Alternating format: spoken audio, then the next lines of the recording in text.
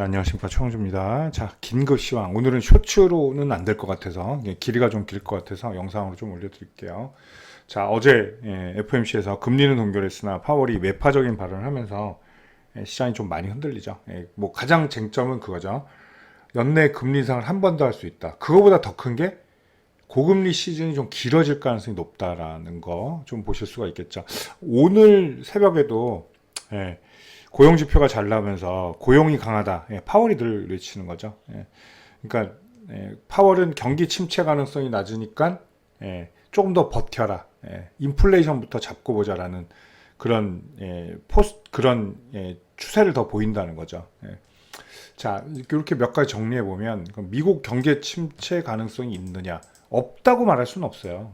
늘 가능성은 있는 거니까. 근데 지금 나오는 수치들과 미국 경제 사이즈를 보면 좀 어렵죠. 경기 침체 가능성이 없을 확률이 높아요. 없을 확률이. 자, 그렇기 때문에 또 파월도 그렇게 자신 있게 좀 말하는 거라고 볼 수가 있겠죠. 이건 없고. 자, 11월 혹은 12월에 추기 금리 인상할 것인가? 자, 이것도 뭐 파월 마음으로 되지는 않습니다. 뭐 독립은 연준이 독립은 돼 있지만 뭐 정치권에서도 사실 뭐 굉장히 좀 난리를 치고 있죠. 그야말로 안 하려고. 자, 저는 사실은 굳이 의미는 없다고 봐요. 0.25를 한 번 더 올려도 뭐 올리는 거에 있어서 큰 타격도 없지만 안 올린다고 해서 막 그게 호재가 되진 않을 것 같습니다. 근데 좀 낮지 않을까, 가능성이 조금 낮다, 이렇게 좀 말씀을 드리고, 고금리 시즌은 길어질 것인가. 제가 볼 때는 저는 3월을 예측했어요. 3월 정도. 3월 정도면 한 번 내리지 않을까. 자, 근데 시장의 전망치는 한 7월 이후가 되지 않을까라는 얘기가 또 나옵니다. 그런 금리 지금 사이즈가 좀 줄어들 필요가 있거든요. 근데 이게 한 번 더 올리고 이것도 늦어지면 안전자산이 활개칠 수밖에 없다는 거죠. 자, 뭐 오늘 아침에 영상에서도 말씀드렸지만 뭐 10년물 채권이 뭐 엄청 오르고 있어요. 자, 이런 것들. 자, 그리고 이번 조정의 크기는 라고 말씀드리기 전에 요거는 이제 차트를 보면서 말씀드릴 텐데, 자, 근데 유가가 또 변수죠. 유가가 지금 굉장히 불안정하고 뭐 100달러 넘긴다는 얘기도 좀 나오고 있는데, 유가가 많이 오르면 또 인플레이션에 굉장히 도움이 안 되죠. 그렇기 때문에 또 긴축을 계속 할 수도 없게 돼요. 그런 여러 가지 파월은 딜레마를 좀 가지고 있습니다. 근데 파월은 확신이 있어요. 미국 경기 침체 가능성이 없기 때문에, 없다고 보죠. 그 사람은 없기 때문에 일단 견딜 수 있을 때 더 맞아라. 그러니까 긴축을 더 하겠다. 그 얘기죠.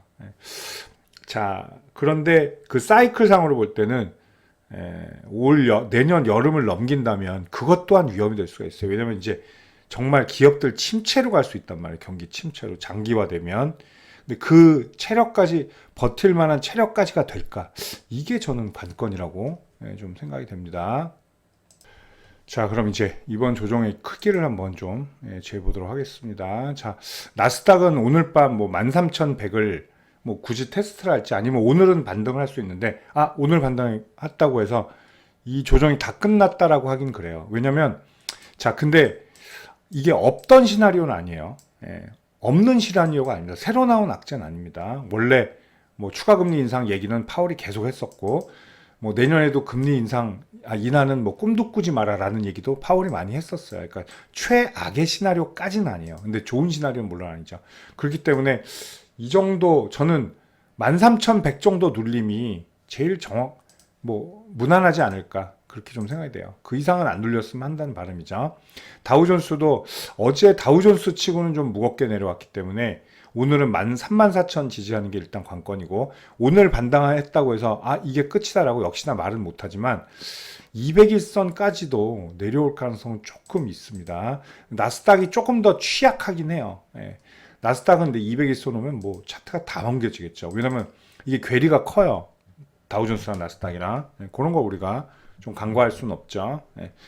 자, 이제 우리 증시를 보실 텐데, 우리 증시는 뭐 중국 경기 침체 이러면 또 힘들어지고, 미국 침체돼도 마찬가지로 더 힘들어지죠. 그리고 우리나라 특징이 이머징 마켓이에요. 자, 우리가 간과해서는 안 되는 게 뭐냐면, 주식 자체는 위험 자산이잖아요. 근데 위험 자산 속에서도 이머징 마켓은 또 위험해요.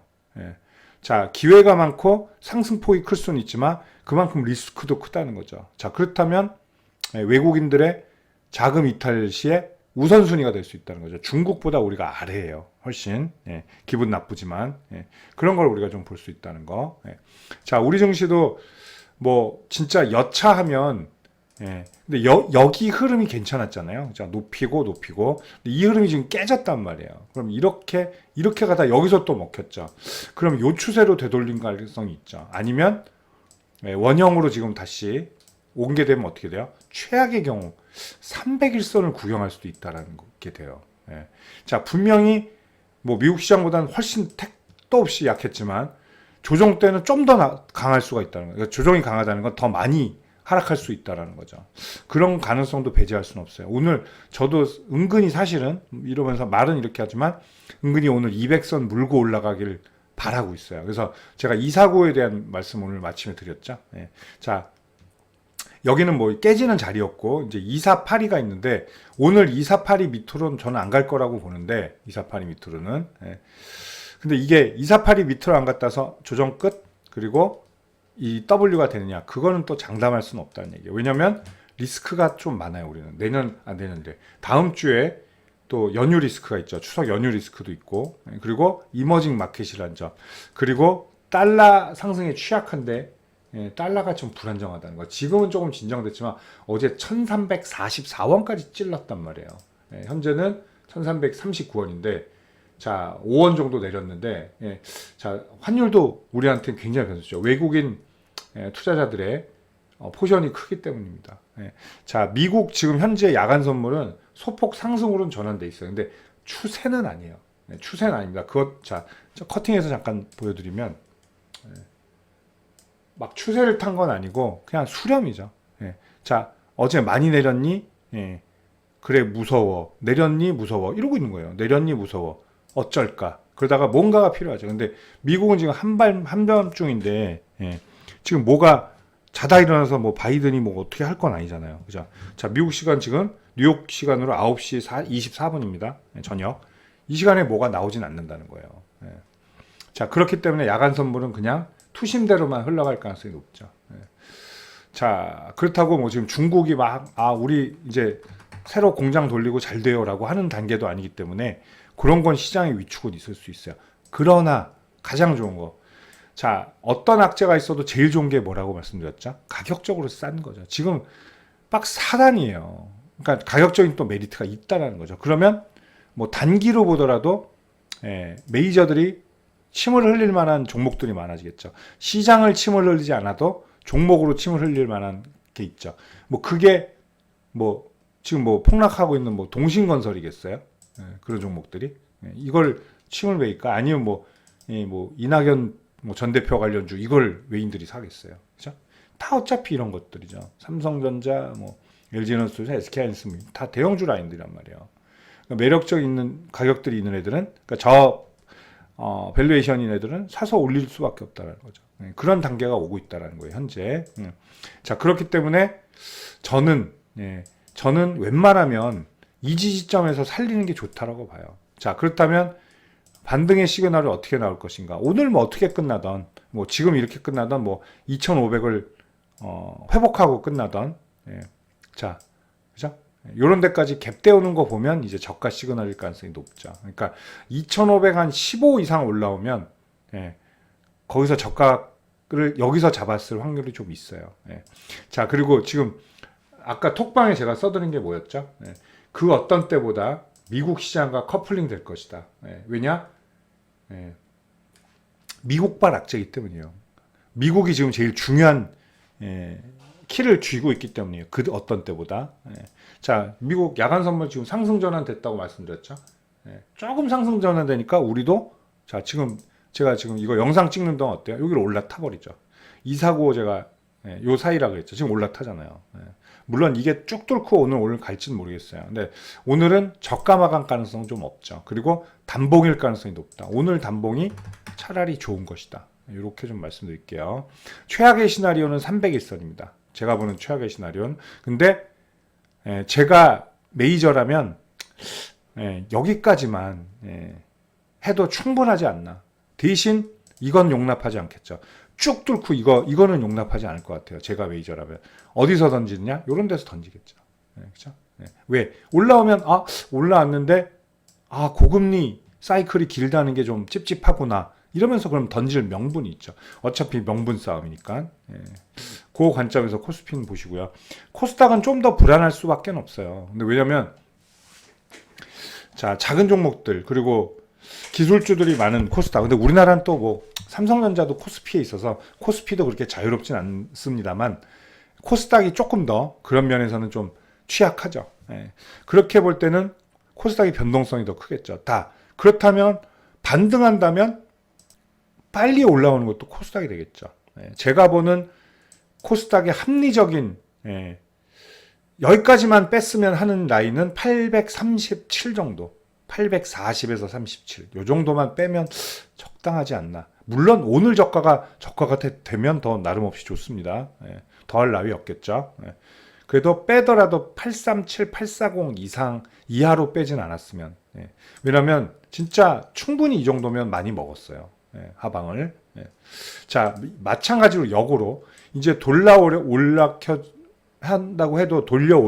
해도 950을 돌파를 실패했잖아요. 여기서. 그리고 밀려 내려온 거기 때문에 이렇게 될 가능성이 높아요. 그럼 이게 하방으로 가냐? 그 뜻이 아니에요. 일단 여기서 쐐기형 나올 가능성이 높죠. 그렇다면 한 900 정도에서 반등 나오고 또 한 번 조정이 나올 가능성이 있죠. 아니면 915 정도. 이럴 가능성이 좀 높아요. 시나리오는. 자, 그리고 이제 추석 리스크가 있는데 자, 일단 뭐 2일 날 휴가래. 보충 휴일이 있으면서 6일로 늘어났어요. 근데 그 기간에 또 엄청난 일도 없어요. 잠시 제가 요거 중요 일정을 보시면 자, 뭐 우리는 이제 추석 연휴 들어가면서 10월 6일 날 미국 비농업 고용 부분 그거밖에 없어요. 그죠? 특별한 건 없다는 거죠.